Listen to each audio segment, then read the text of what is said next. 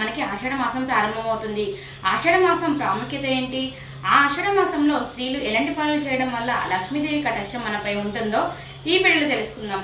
Video అయితే పూర్తిగా చూడండి, తప్పకుండా మీకు నచ్చుతుంది. నచ్చితే మాత్రం తప్పకుండా ఒక లైక్ చేయండి. అలాగే ఈ వీడియోని మీ ఫ్రెండ్స్ అండ్ ఫ్యామిలీకి కూడా షేర్ చేయండి. ఎవరైనా కొత్తగా కనుక మన ఛానల్ చూస్తుంటే మాత్రం తప్పకుండా సబ్స్క్రైబ్ చేసుకోండి. ఇలాంటి మంచి మంచి వీడియోస్ మన ఛానల్లో వస్తూనే ఉంటాయి. అలాగే పక్కన బెల్ ఐకాన్ ఉంది కదా, అది క్లిక్ చేస్తే నేను వీడియో అప్లోడ్ చేసిన వెంటనే నోటిఫికేషన్ మీ వరకు ఈజీగా వచ్చేస్తుంది. ఇక టాపిక్ లోకి వెళ్ళిపోతే ఆషాఢ మాసంలో దక్షిణాయనం మొదలవుతుంది. దక్షిణాయనం అంటే పితృదేవతలకు ఎంతో ఇష్టం కాబట్టి ఈ పితృదేవతల పేరుతో మనం గొడుగును కానీ చెప్పులను కానీ దానం ఇవ్వడం వల్ల మనకి ఎంతో పుణ్యఫలం లభిస్తుంది. ఆషాఢ మాసం అంటేనే వర్షాకాలంలో వస్తుంది. వర్షాకాలంలో చెప్పులు గొడుగు ఎవరికి అవసరం ఉండవు చెప్పండి. కాబట్టి ఇవి కనుక వాళ్ళ అవసరాలు నెరవేర్చడం వల్ల పితృదేవతలు కూడా సంతోషించి మనం ఎల్లప్పుడూ సంతోషంగా ఉండేలా వాళ్ళ ఆశీర్వాదాలు ఇస్తారు. ఈ ఆషాఢ మాసంలో శుభకార్యాలు జరగవు, కానీ ఈ ఆషాఢ మాసానికి ఎంతో ప్రత్యేకత ఉంది. ఈ ఆషాఢ మాసంలో మనం చేసే పూజలు వ్రతాలకి కోటి రెట్ల ఫలితం ఎక్కువగా ఉంటుంది. అంతేకాదు పూర్ణిమ రోజు చంద్రుడు పూర్వాషాఢ నక్షత్రం సమీపంలోనే తిరుగుతూ ఉంటాడు కాబట్టి దీనికి ఆషాఢ మాసం అనే పేరు వచ్చింది. అలాగే సూర్యుడు కర్కాటక రాశిలోకి ప్రవేశిస్తాడు కాబట్టి మనకు ఉత్తరాయణం పూర్తయి ఇప్పుడు దక్షిణాయనంలోకి వచ్చాం. మళ్ళీ ఉత్తరాయణం మన సంక్రాంతి పండుగకే వస్తుంది.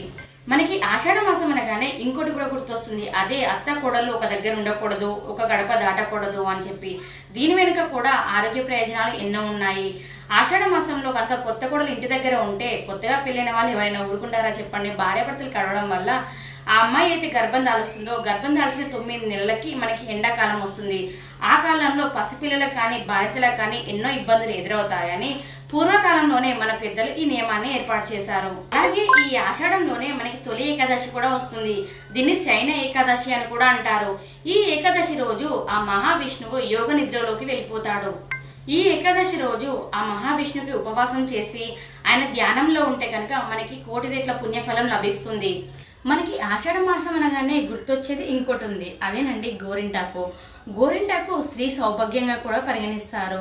గోరింటాకు ఎర్రగా పండితే మంచి మొగుడు వస్తాడని, అలాగే ఎర్రగా పండితే మంచి భర్త దొరికాడని చెప్పి ఇలా రకరకాలుగా చెప్తుంటారు. కానీ గోరింటాకు వెనుక కూడా ఆరోగ్య రహస్యాలు ఎన్నో ఉన్నాయి.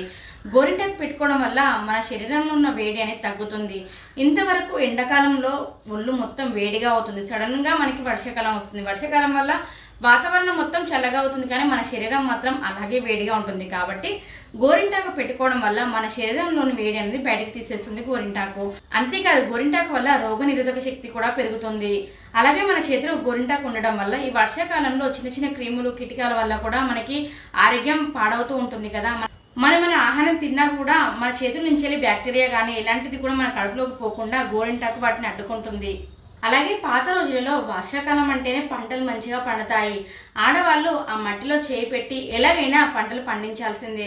ఆ గోర్ల లోపల్లో నీళ్లు వెళ్ళి బ్యాక్టీరియా వచ్చి చేతులు చెడతాయని చెప్పి గోరింటాకు పెట్టుకోవడం వల్ల దాని నుంచి కూడా విముక్తి కలుగుతుందని గోరింటాకు పెట్టుకోవాలని పెద్దలు చెప్పారు. ఇక ఈ ఆషాఢ మాసంలో ఆడవారు 3 పనులు ముఖ్యంగా చేయాలి అని చెప్పాను కదా, అవేంటో తెలుసుకుందాం. అందరూ చేసేటివే అంటే అందరూ అని చెప్పలేను, ఈ రోజులలో చాలా మంది ఆడవాళ్ళు మారిపోయారు కదా.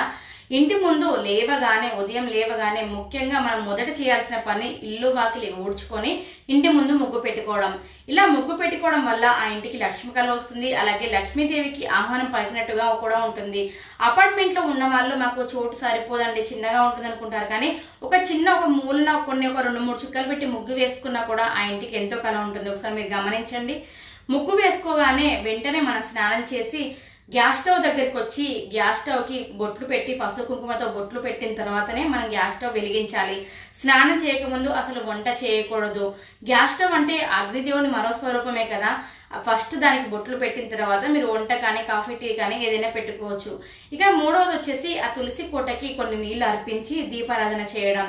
చాలా మంది ఇంట్లో ఈ రోజుల్లో తులసి చెట్టు కూడా కరువైపోయింది అన్నమాట. ఏదో ఈ వీడియోల ద్వారా కొంతమంది తెలిసి పెట్టుకుంటున్నారు తప్పితే మా ఇంట్లో చెట్లు ఉండవండి, తులసి చెట్టు ఎప్పటికీ ఎండిపోతూనే ఉంటుందండి, ఏదో ఒక ప్రాబ్లం చెప్తూ ఉంటారు. కానీ తులసి చెట్టు ఎండిపోవడం వల్ల కూడా కొన్ని కారణాలు ఉంటాయి. అవేంటి అనేది కూడా నేను ముందు మీతో షేర్ చేస్తాను. అయితే ఈ పనులు కూడా ఇంట్లో పని మనుషులు ఉన్నారు కదా, వాళ్ళు చేస్తారులే మనం ఎందుకు అని చాలా మంది పని మనుషులకు అప్పచెప్తూ ఉంటారు.